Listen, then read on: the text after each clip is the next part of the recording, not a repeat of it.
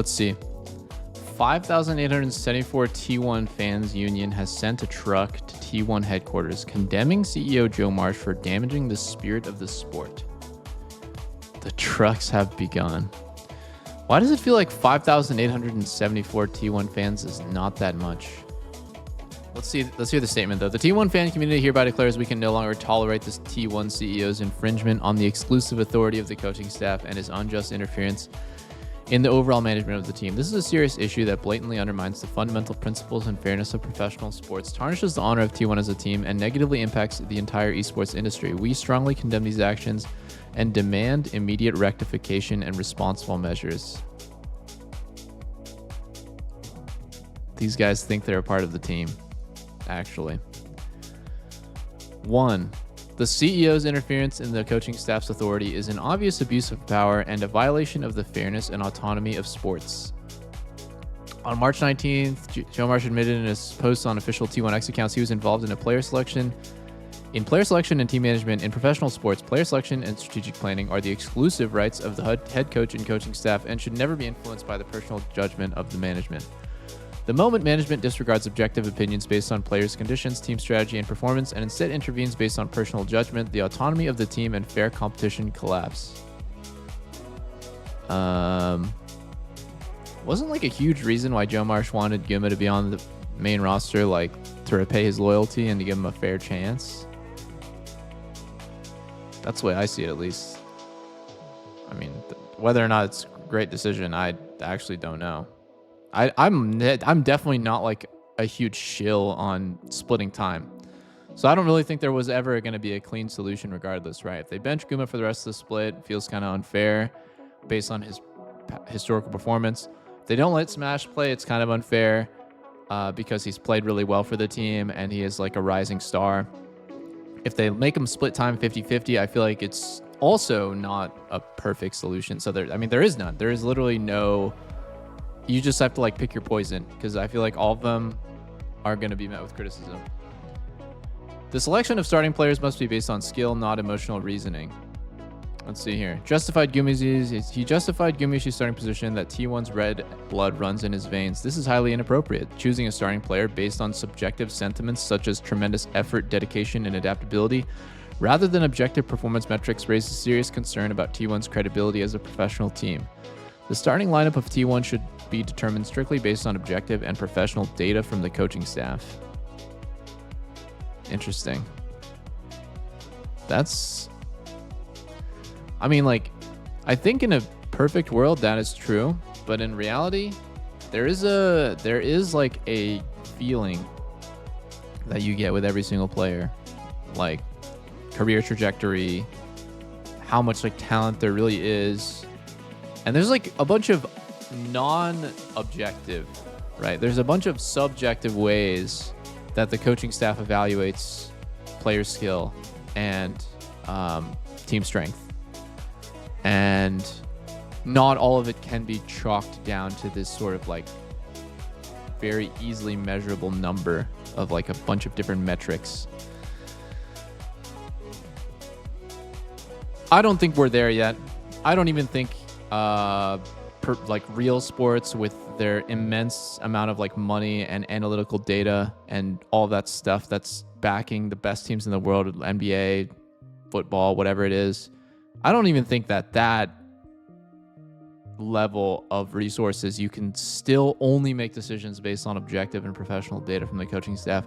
But I understand what they're saying. With that being said, I actually understand what they're saying here, that it's a bit of a buzzword to justify his starting position when you just say his blood, like T1's red blood runs in his veins. It's a bit of an emotional appeal rather than giving a concrete reason, as in, hey, like Guma has a track record of these accomplishments and we think that he can get to that level again, or basically some sort of more real reason as to why Guma should split time with Smash.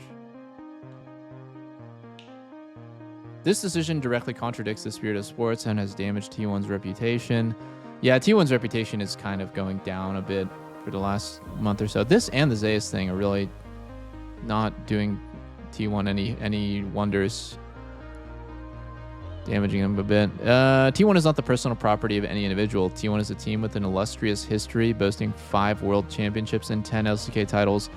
Built through the dedication of many players, coaches, and fans, the honor of such a prestigious organization should not be tarnished by the misguided decisions of a single individual.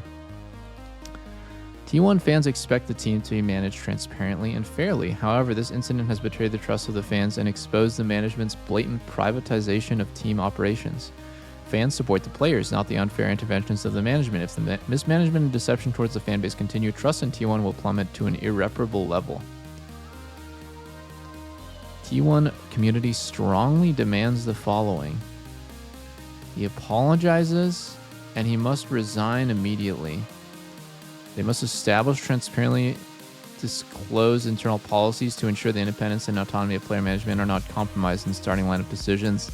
They must develop concrete measures to prevent a recurrence of this situation and restore the trust of the fans, clearly informing them of the implementation process. Okay, guys.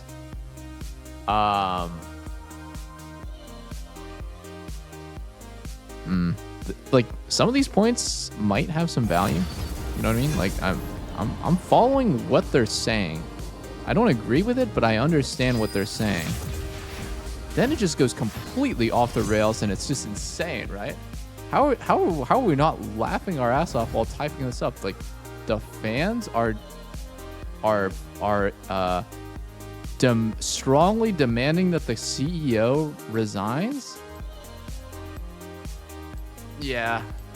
I mean, I want to know what fucking planet these guys are from, because that is completely insane. And yet at the bottom they say they can't exist without the fans. True. If the club ignores the fan and operates arbitrarily without the fair process, it is not worth it. This statement is the last warning of fans. If you don't fulfill your responsibility, fans will show yourself. If you don't do the situation with another player, if you want to do the situation with another player, the demonstration will expand to the second and third. T1 CEO Joe Mash takes responsibility for this decision and immediately withdraws and resigns. Dude, these guys are completely insane. They actually take this whole idea about, like, T1, you know, together as one. They're one beating heart of players, team, management, and fans. They took that idea and, like, actually went psycho mode with it.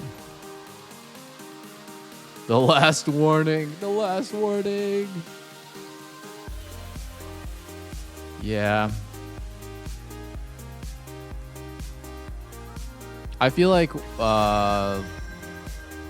yeah, like what actually represents what percentage of the fans these guys actually represent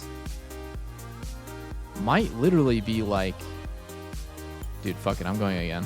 Trist against fine, I need to practice this shit. Right, like, I think like less than 1% of people are going to stop being fans of T1 unless the CEO resigns. I feel like that is like such a tiny slice of T1 fans. But these guys are acting like they're fucking the overwhelming majority or something.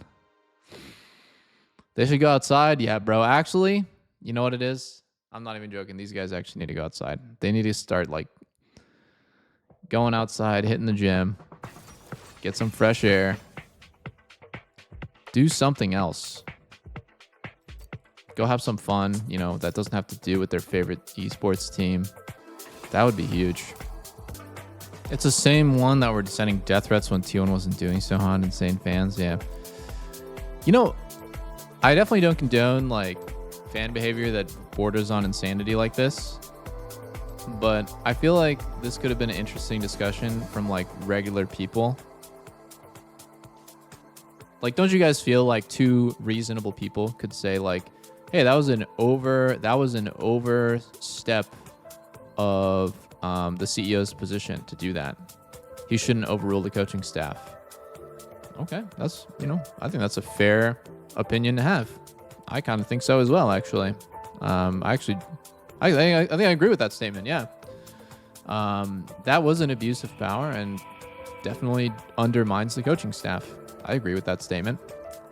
The selection of starting players must be based on skill, not emotional reasoning. Okay, well, I think like 50-50, but yeah, generally, yeah. Right? Like, don't appeal to emotions more than sort of like performance data. This one I don't really give a fuck about, so I don't really know. But like, it's about what happens under, right? Like some of the points are good, and then what happens underneath is crazy. It's AD King again. Okay, rematch. Let's go. Like, I overall don't even have like an extremely strong opinion. Even I'm a huge Guma fanboy, by the way. If it wasn't obvious already, I'm a huge Guma fanboy. I don't even have like an extremely strong opinion about whether or not you should split time or get benched or start completely, right? Like, I think that's not an easy call to make. You're going to bench the extremely promising replacement that already is playing seamlessly with the team. Smash is playing very well, right? And obviously the team sees something in him that his career trajectory could be absolutely ridiculous, the same that Guma's was when he exploded onto the scene.